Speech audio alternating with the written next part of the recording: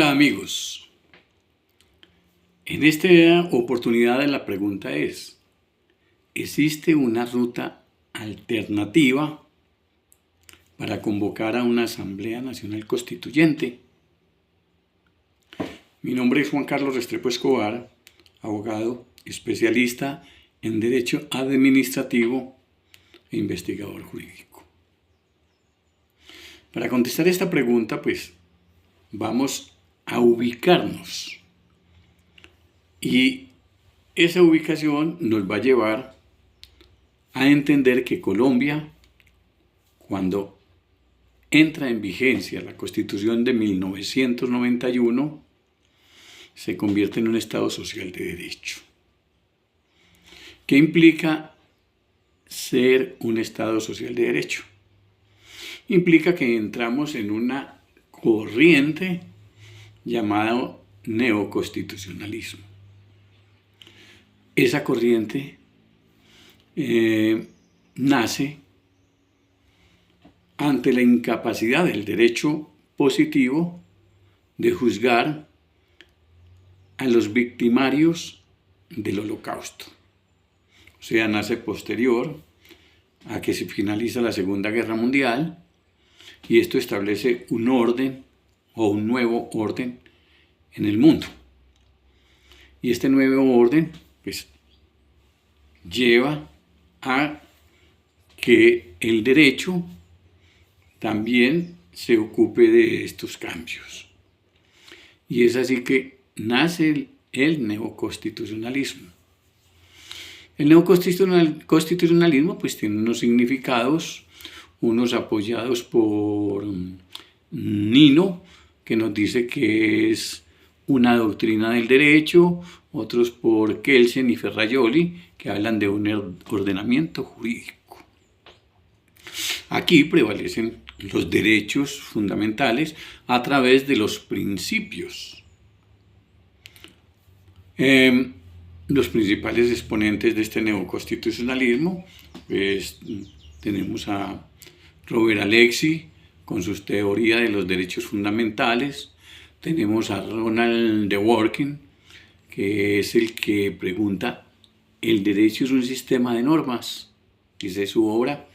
Tenemos a Gustav Zaoralewski, tenemos a Gustav Rambrüsch, el del derecho injusto, y bueno, son una escuela básicamente alemana, italiana, y desarrollan esta nueva corriente política, jurídica, podríamos entenderlo así, como también de pronto Ferrajoli se ubica en ese sentido.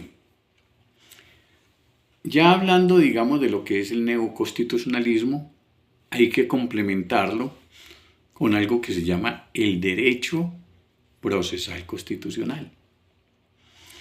Este derecho procesal constitucional también tiene un antecedente histórico que nace, digamos, en 1803 con el renombrado caso de Marbury Madison, que hace gala de la Constitución para resolver ese caso en esa oportunidad, y después vienen algunos exponentes como Hans Kelsen, como Niceto Alcalá Zamora, como Eduardo Cauture, como Pietro Calamandrei, como Mauro Capelletti, como Héctor Fis Zamudio. Y aquí en Colombia también tenemos unos representantes que han sostenido y han desarrollado obras basadas en ese derecho procesal constitucional, como son el doctor Ernesto Rey Cantor y como son el doctor Ernesto Alejandro Lano.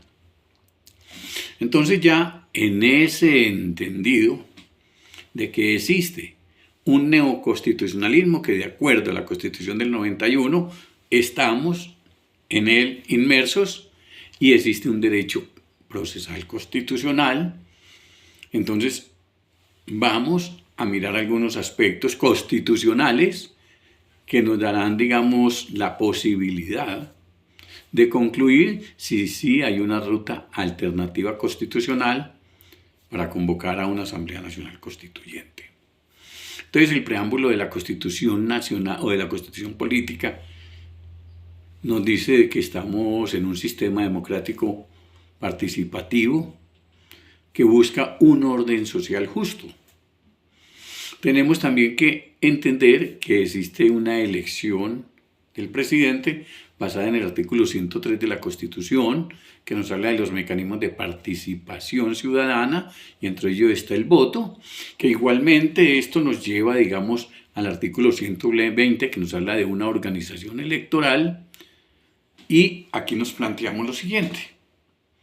El presidente es elegido legalmente y es legítimo. Al respecto, pues diremos que la elección sí es legal porque nos basamos ya, como les dije, en un artículo 120 de la Constitución, de una elección, de un sistema electoral. Nos basamos también en el artículo 40 de la Constitución, que es el derecho fundamental a elegir y ser elegido. Ahora nos preguntamos, ¿es legítimo? ¿Y por qué esa pregunta? Porque legal sí es, legítimo hasta el momento no. ¿Por qué? Y lo explico claramente. La legitimidad no puede darse porque de 50 y pico millones, 54, 55 millones de habitantes, de los cuales 34, 35 millones están en capacidad de elegir, es elegido por 8 millones, 9 millones, 10, 12 millones. Eso no representa la mayoría de la población. Entonces, frente a este hecho, ¿cómo se puede subsanar? O no subsanar. ¿Cómo se le da una legitimidad a la elección de un presidente frente a un censo electoral de 34 millones, donde no participa sino la mitad, si mucho, y que la elección queda a cargo, digamos, de una tercera parte de lo que es ese censo electoral? Entonces, cuando es elegido el presidente y él se posesiona ahí, y con las atribuciones que le da el artículo 189, se legitima constitucionalmente el presidente de la República. O sea, la legitimación es constitucional cuando él se posesiona y asume como presidente con las atribuciones del artículo 189, que nos dice que es el jefe del Estado, que es la máxima autoridad en lo administrativo, que es el jefe de gobierno, aparte que es también el comandante supremo de las Fuerzas Armadas. Entonces, esto da a que el presidente es legitimado, o sea, la legitimación es constitucional. Y también, de acuerdo a eso, él jura defender la Constitución y la ley. Entonces, mire que aquí tenemos un neoconstitucionalismo, tenemos un derecho procesal constitucional y tenemos a una persona que está legalmente elegida y constitucionalmente legitimada y tiene que ejercer.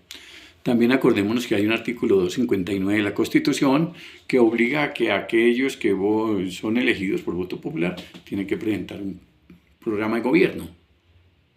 También este artículo 259 está desarrollado por la Ley 131 del 94, lo cual, aunque habla directamente del gobernador y alcaldes, también pues involucra a aquellos que son elegidos popularmente. Entonces, ¿existe una ruta alternativa constitucional para convocar a una Asamblea Nacional Constituyente? Sí, sí existe, basado en lo expuesto a través del neoconstitucionalismo, a través del derecho procesal constitucional y a través de las obligaciones y el mandato de la presentación de un programa de gobierno del que salió elegido y fue legitimado constitucionalmente. Él puede convocar a una Asamblea Nacional Constituyente basado en los principios que amparan el Estado Social de Derecho. Esta es la conclusión de quien les presenta y les expone. Igualmente, como advertí, la conclusión también la sacan ustedes de la exposición anterior y de esta exposición. Espero que esto se haga a través del análisis racional de lo expuesto y de lo estudiado. Felicidades.